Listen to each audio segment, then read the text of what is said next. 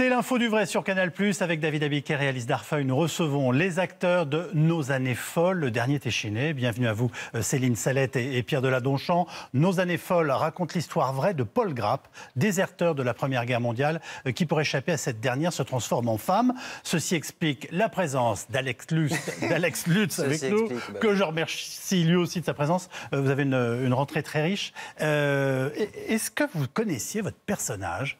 Est-ce que vous aviez déjà entendu parler, vous, de Paul Grapp? Moi, je l'ai découvert. Hein. Moi aussi, je l'ai découvert lors de la lecture du scénario d'abord, puis du livre des historiens Fabrice Virgili et Daniel Vollmann, dont le scénario est inspiré, puisque tout est vrai et que ces deux historiens ont retracé la vie de ce couple avec beaucoup de documents d'archives, et ils ont parcouru la France, mais aussi l'Europe, pour retrouver trace de la vie de ce couple. Céline Salette, vous l'avez découvert vous aussi, en lisant le scénario? Oui, absolument.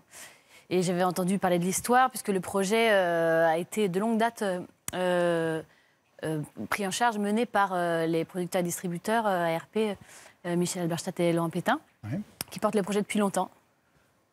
On se retrouve dans un instant pour Nos années folles, parce que nous, on va tout de suite découvrir ou redécouvrir Camille pour la météo. Regardez votre météo avec Century 21, gestion locative et syndic de copropriété.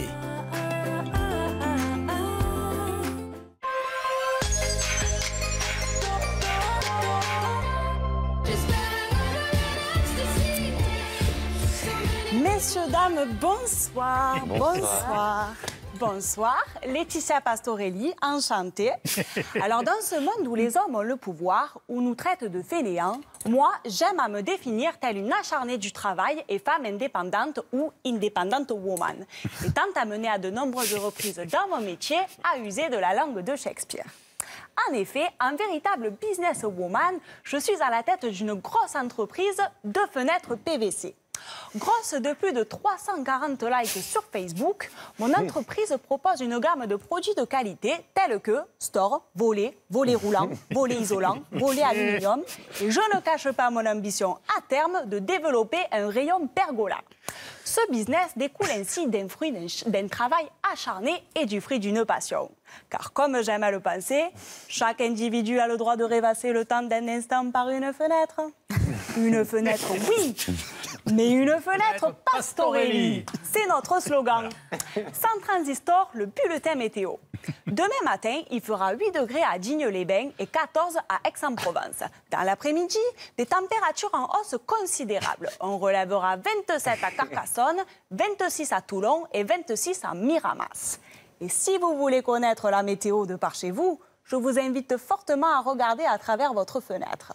Votre fenêtre, oui, mais votre fenêtre Pastorelli. Bonne soirée. C'était la météo avec Century 21, gestion locative et syndic de copropriété. Je crois que je viens de perdre ma carte de presse en faisant de la publicité pour les stores Pastorelli. Oui, mais je ne m'en remets pas, moi. Non, allez, Nos années folles. Embarquez-nous. On va s'embarquer dans ce film, mais c'est l'histoire de deux émancipations. Parce que le contexte de la première émancipation, c'est la boucherie de 14-18. Ouais. Émancipation des femmes au retour de la guerre. Les femmes, je dirais pas qu'elles prennent le pouvoir, mais on les voit travailler. Dans le film de Téchiné, on les voit au boulot, elles sont dans les ateliers, elles occupent presque tout l'espace économique. Et les hommes, les gueules cassées, les grands blessés, les anciens combattants rentrent de la guerre, un peu traumatisés, et parmi eux, évidemment, il y en a un qui a quitté la guerre plutôt que les autres, puisqu'il a déserté, et pour rester déserteur, il va se livrer à une transformation de lui-même, puisqu'il devient une femme. Et Paul Grapp, en face de moi, incarné par Pierre, devient Suzanne.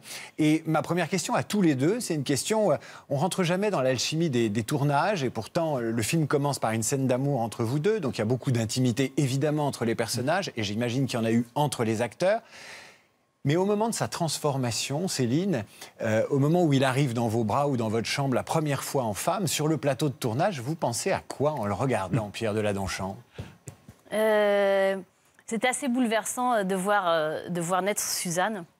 D'abord parce que ce qu'induisait cette transformation sur Pierre, c'était aussi une libération. Quand Pierre était en Suzanne, sur le plateau, il était dévergondé, il était expansif, il était drôle, il était terrifiant. Et il était aussi bouleversant de beauté, hein, puisqu'il a cette grâce féminine avec Suzanne. Pierre Deladonchamp, quand vous arrivez habillé par votre épouse, et vous l'acteur, vous l'homme qui vous transformez, vous étiez comme ça, dans cette jouissance-là d'être autre? Oula, comme vous y allez. Jouissance d'être autre, oui, certainement. C'est surtout d'être libéré à l'intérieur du film de Paul à Suzanne et de vivre une renaissance parce que le personnage aussi passe de l'horreur de la guerre à la libération, à une femme qui donc a le droit de ne pas faire la guerre, qui est, du coup n'a plus aucune culpabilité de ne pas être avec ses camarades sur le front. Et en tant qu'individu, moi, le fait de me déguiser, de me maquiller, sans aucun jugement de valeur, d'ailleurs, j'ai trouvé ça jouissif. Très agréable, mais pour un acteur, je trouve que c'est un des rôles les plus extraordinaires que de se travestir en femme. C'est aussi jouissif que ça pour vous qui vous tapez 2 heures de maquillage tous les jours pour Catherine et Liliane? Pas tous les jours. Oui, c'est bien ce que je pense. Mais disons, c'est il y a quelque chose qui est tellement autre que ça libère, oui. Ça libère de quoi? Vous pouvez davantage tout vous permettre. Il y a un truc d'enfance presque, je trouve, avec lequel on a parfois un peu du mal à composer en tant qu'acteur. C'est-à-dire que c'est aussi assez rassurant un costume. D'ailleurs, c'est pas pour rien qu'on passe souvent des plombes à les chercher, les costumes. Non, mais c'est vrai. Johnny Depp avec le pirate, il a quand même.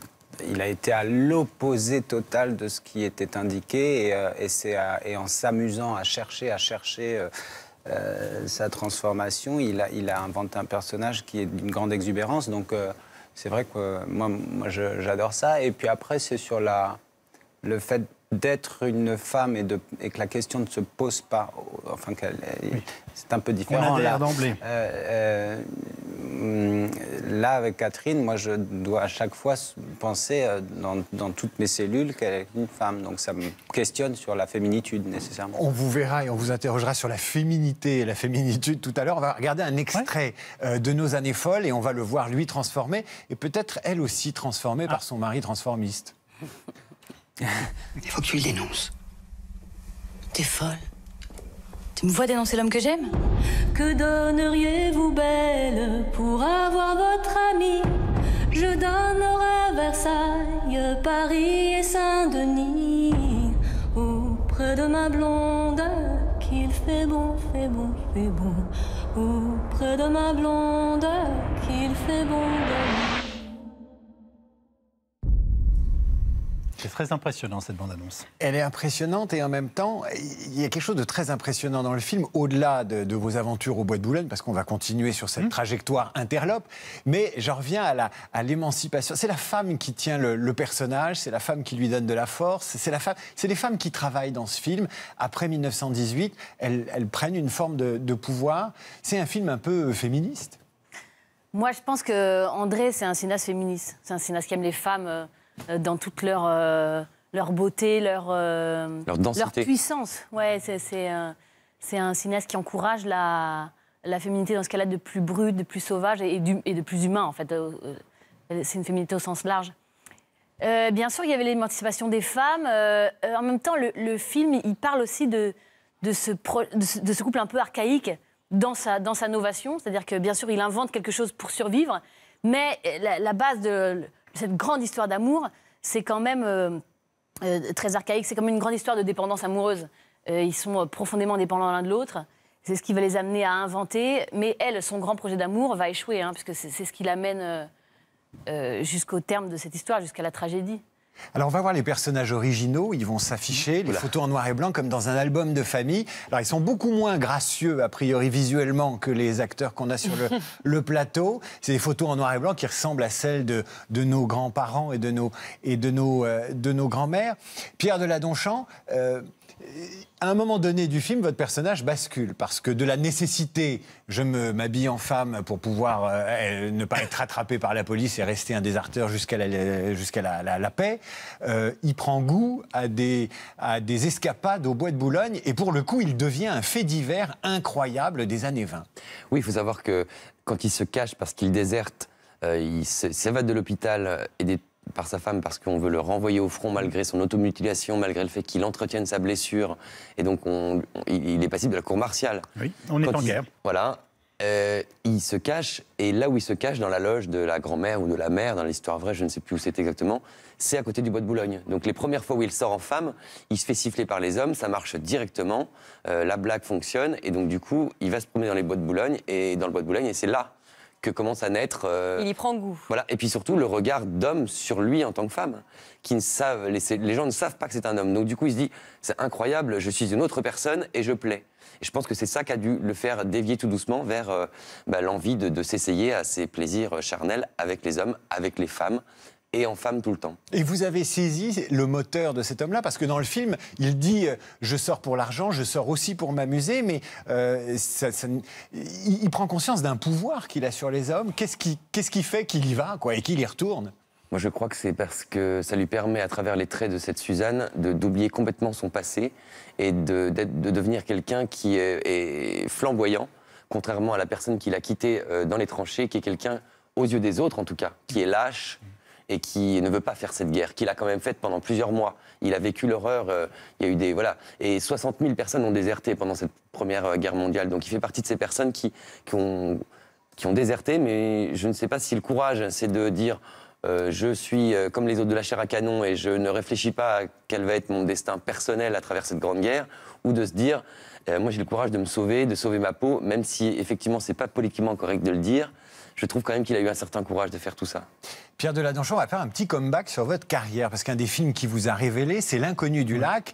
Pour résumer, c'est un thriller avec un serial killer qui agit dans un lac autour duquel des homosexuels viennent draguer et font l'amour en plein air, pour dire les choses très crûment. Et dans ce film-là, dans le film de Téchiné, vous êtes au bois de Boulogne, là encore, lieu interlope.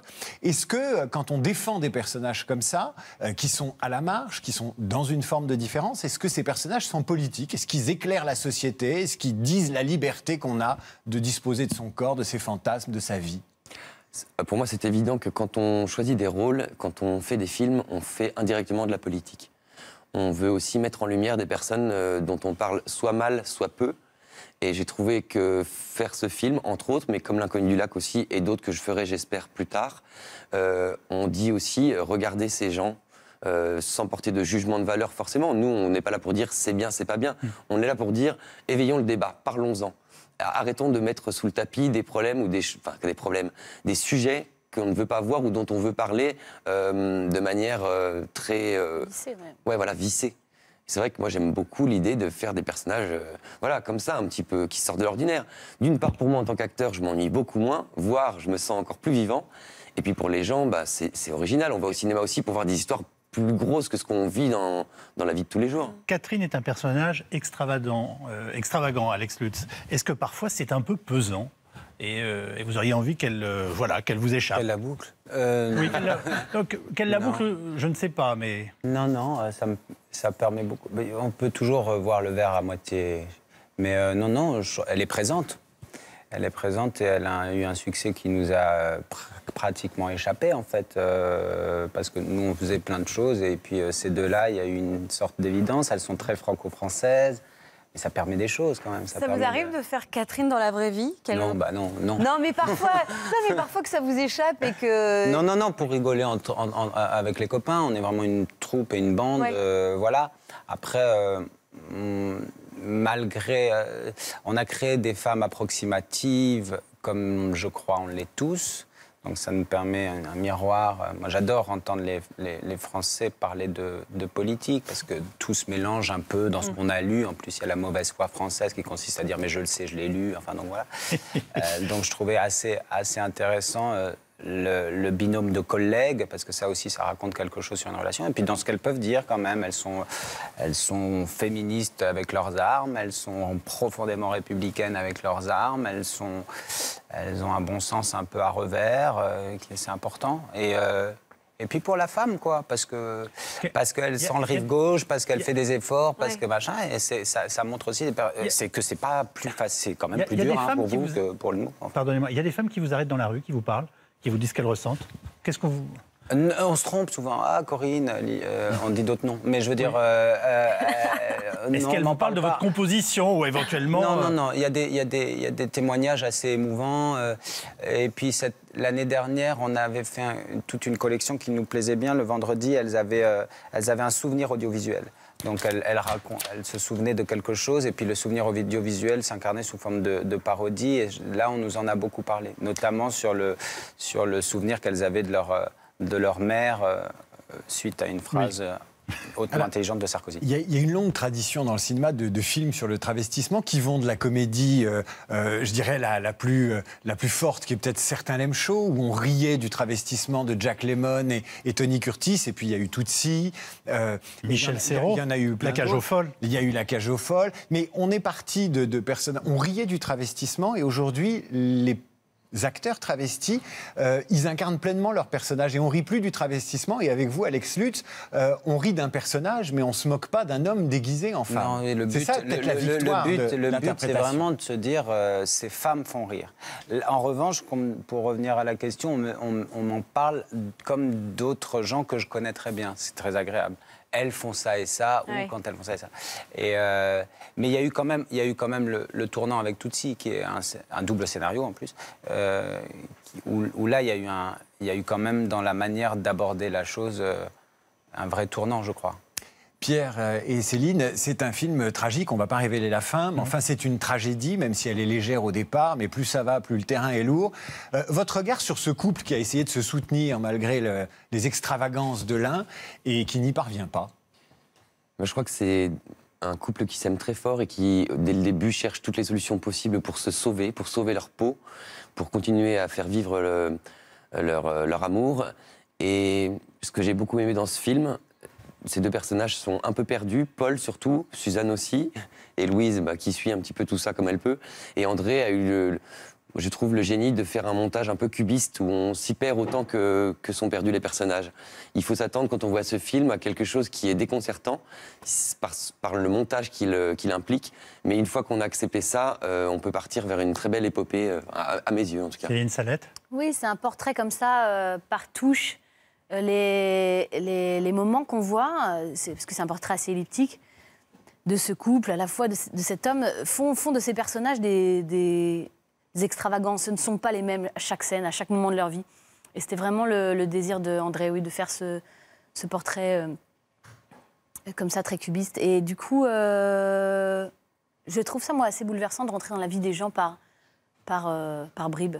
C'est tenable d'aimer quelqu'un qui n'est pas clair sur son identité en tant que femme? Je ne sais pas si c'est le sujet du film. Ce que disait André du personnage de Louise, c'est qu'il disait elle aime, et puis quand elle n'aime plus, elle tue. Voilà.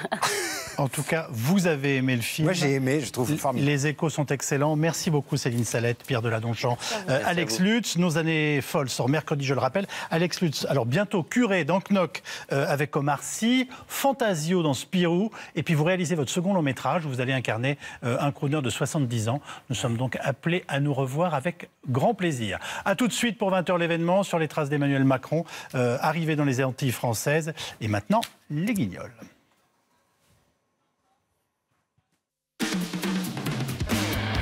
Ce soir, ladies and gentlemen, depuis la Canal Factory, les Guignols, présentés par Jack Chirac.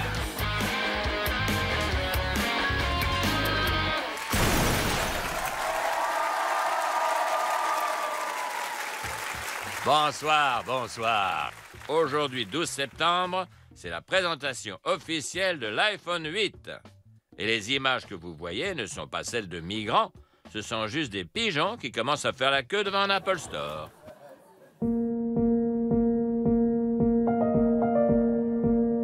Avec l'iPhone, vous pouvez partir en vacances, organiser votre mariage, vous mettre au cheval ou à la batterie. Vous pouvez aller voir un ami au bout du monde, trouver un prof particulier à votre fille, offrir un cadeau à celle que vous aimez, ou tout simplement vivre pendant un mois. Avec l'iPhone à 1 000 €, vous pouvez faire tout ça si vous ne l'achetez pas.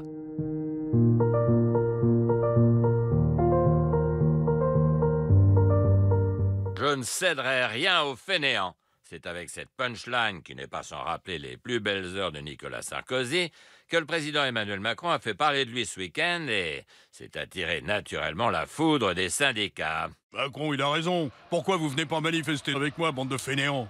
Mais il parlait pas de nous. Les feignasses, c'est tous les politiciens qui n'ont rien fait avant. Oui, il a raison, Macron. Ouais, ok. Alors on va tous manifester pour dire que Macron a raison et que c'était tous des feignasses avant. Tous ensemble pour la manif contre les feignasses d'avant. Macron, t'as raison. Macron, t'as raison. Eh, attendez, là. Qu'est-ce qu'on est en train de dire, là? Il nous aurait pas un peu niqué, le Macron? Oh, il m'a déprimé, moi. Je vais me mettre en arrêt maladie, tiens. Moi aussi. Eh merde, je vais encore aller manifester tout seul. Bande de feignasses! Après la loi travail, Macron va s'attaquer maintenant à la SNCF. Allez, va vite le Macron, hein, pour essayer de faire passer ses lois. Plus vite qu'un TGV. Attention au déraillement. Mesdames et messieurs, je suis votre chef de bord, chef des armées, chef des ministres et chef des présidents de la République de moins de 40 ans. Ce train ne s'arrêtera plus à la gare des acquis sociaux. En revanche, ce train desservira la gare de Pôle emploi. Vous trouverez en milieu de rame la voiture ressources humaines avec notre formule licenciement express préparée par notre chef Édouard Philippe. Je vous rappelle que tout migrant non étiqueté sera automatiquement détruit par notre service de déminage. Ce voyage durera 5 ans et terminus Marine Le Pen. Aujourd'hui, c'est la sortie aux États-Unis du livre-événement d'Hillary Clinton, What Happened? Ce qui s'est passé en français. Eh oui, I am bilingue, hein? Et elle balance tout sur la campagne présidentielle qu'elle a perdue contre Donald Trump.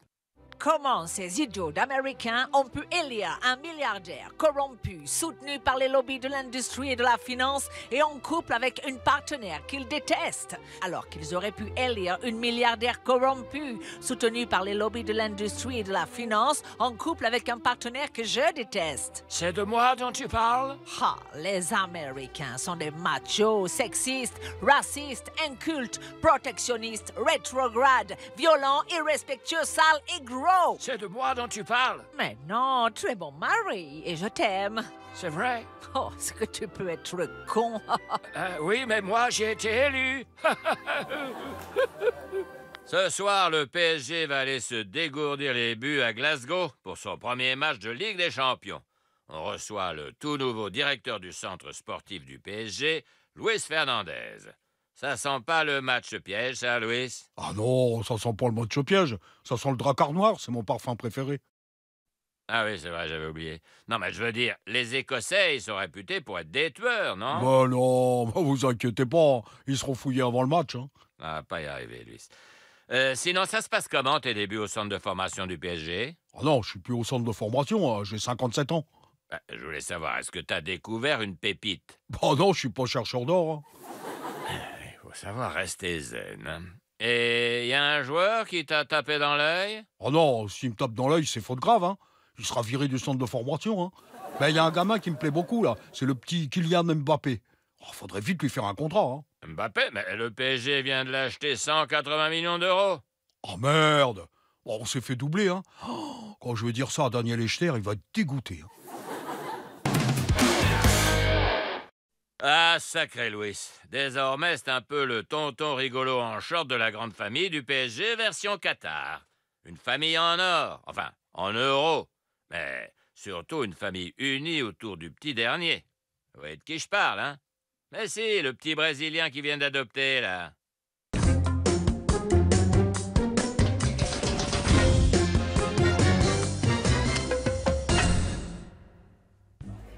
Bon, alors, les enfants, moi, je vais prendre une poêlée de Neymar et des Neymar à la sauce tomate. Fort, poteau. Ils ont des Neymar sans gluten? Un Neymar sans gluten? Tu veux dire un Ben Arfa, quoi? Fort la vanne, poteau. Oh putain, y a même pas de comboiré au menu. Et ils font plus les ginolas non plus. Mais prends des Neymar, comme tout le monde. Ah, moi, du Neymar, je pourrais en manger tous les jours à la petite cuillère. Hein. Je vais aller me laver les mains. Où sont les Neymar? Moi, j'ai pas envie de bouffer du Neymar tous les jours, ça coûte une blinde. Et sinon, vous êtes parti où en Neymar cet été? On est allé en Neymardie, poteau. À Neymar-sur-Mer. Ah, j'adore. Non mais vous êtes des grands malades ou quoi? Neymar par-ci, Neymar par-là. Et Rail, ça vous dit rien? Georges Weah, Francis Casser, Sami Traoré. J'ai rien Neymar à ce que t'as dit, poteau. On peut avoir la Neymar, s'il vous plaît? Pour moi, c'est le meilleur Neymar du fooding. Hein. Les Neymar au coulis de quinoa sont au top. Bon, bah ça fait 222 millions. On divise par 5. Ouais, même pas en rêve. J'ai pas pris de Neymar, moi.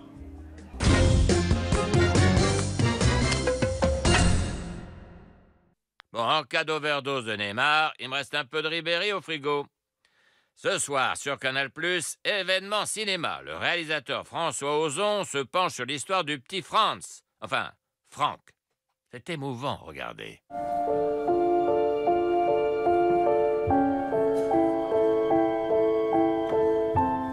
Ich habe nicht Toten-Gurkuf.